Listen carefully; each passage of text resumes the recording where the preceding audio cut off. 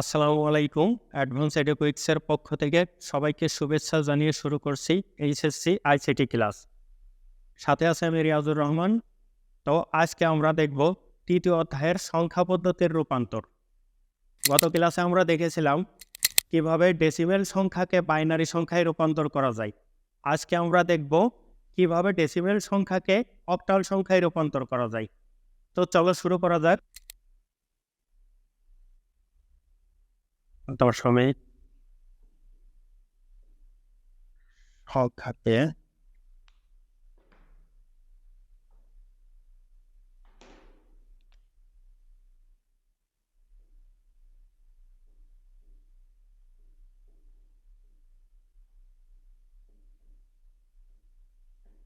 Octal সংখ্যায়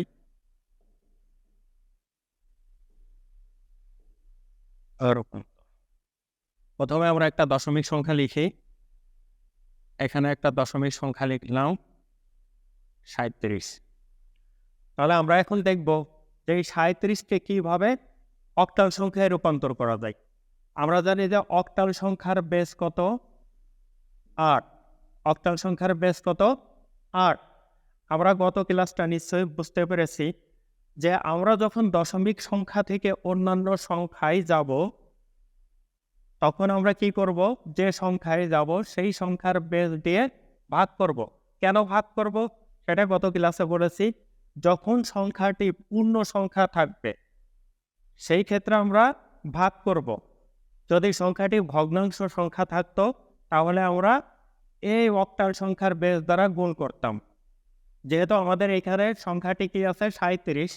37 সংখ্যাটি অবশ্যই পূর্ণ সংখ্যা, যে কারণে আমরা এই 37 সংখ্যাটিকে কি করব? এই যে অক্টালের বেস আছে কত?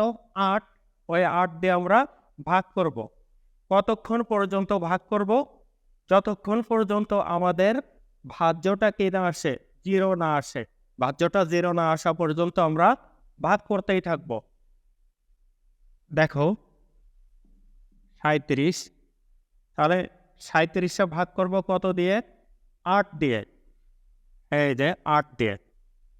এখন এইখানে এমন একটা সংখ্যা লিখতে হবে যেই সংখ্যাটির সাথে 8 গুণ করলে গুণফল 37-এর সমান অথবা 37 থেকে ছোট হয়।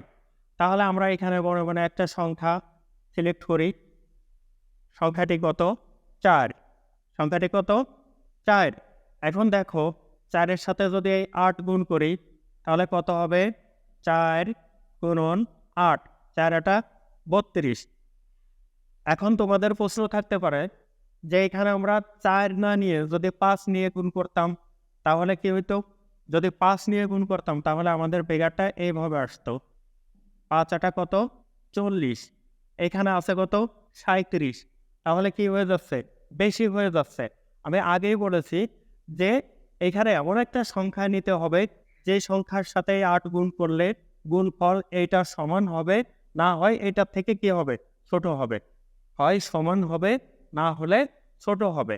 তাহলে দেখো আমরা যদি 4 দিয়ে গুণ করি তাহলে 4 কত হয়? 32। 32 সংখ্যাটি 37 থেকে ছোট।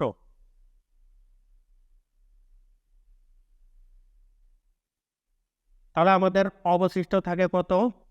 37 মাইনাসের 32 তো আছে কত হলে 7 হয় 5। তাহলে অবশিষ্ট থাকে কত? 5। অবশিষ্ট থাকে কত? 5। এবার আমরা আবার ভাগ করব। কত দিয়ে ভাগ করব? 8 দিয়ে। দেখো 8 কি 4-এর মধ্যে যায়?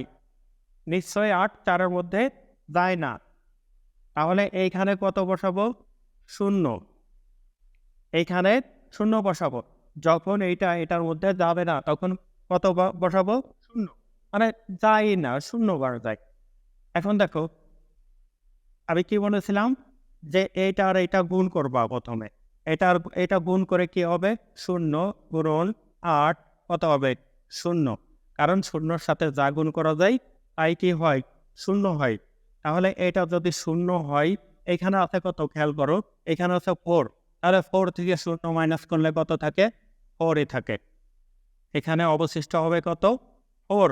অথবা তোমাদের গত ক্লাসে আমি বলেছিলাম যে যখনই এখানে শূন্য চলে আসবে তখন তোমরা খেয়াল করবা যে উপরের সংখ্যাটা কত আছে, উপরের সংখ্যাটা যা আছে সেইটাই হবে অবশিষ্ট সংখ্যা বা ভাগশেষ। তাহলে নিশ্চয়ই বুঝতে পেরেছ যে এখানে কেন 4 হয়েছে। এখানে 4 হয়েছে এই কারণেই যে আমাদের এই যে শূন্যের উপরের সংখ্যাটি কত আছে, 4 আছে, আর এই 4টাই হবে আমাদের ভাগশেষ। এখন আমরা অ্যান্সারটা সাজাবো। অ্যান্সারটা কিভাবে সাজাবো নিশ্চয়ই গত ক্লাসটা তোমরা দেখেছো।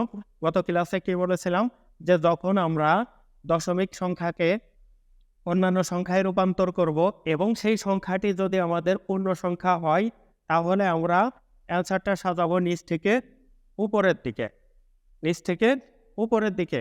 এইটা হবে আমাদের সর্বোচ্চ মান অর্থাৎ MSB, আর এইটা হবে LSB। MSB নিচেরটা হবে MSB আর উপরেরটা হবে LSB।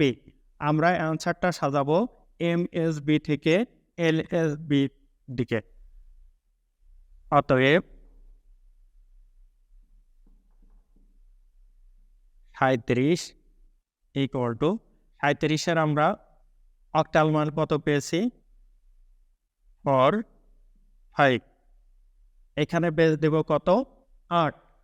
আচ্ছা, কেন বেজ 8 দিয়েছি? বেজ 8 দিয়েছি এই কারণে, কারণ এইটা আমরা রূপান্তর করেছি কিসে, অক্টাল সংখ্যায়। আর আমরা জানি অক্টাল সংখ্যার বেজ কত, 8, যার কারণে এখানে কত দিয়েছি, বেজ 8 দিয়েছি। নিশ্চয়ই তোমরা বুঝতে পেরেছ। এখানে তাহলে আমরা কি পেলাম, 37-এর অক্টাল মান কত পেয়েছি, 45 অর্থাৎ 45। 37-এর অক্টাল মান কত পেয়েছি, 45 পেয়েছি। নিশ্চয়ই তোমরা বুঝতে পেরেছো। তো আজকের ক্লাস আমাদের এই পর্যন্তই। আমাদের পরবর্তী ক্লাস পেতে লাইক ফলো দিয়ে সাথেই থাকো।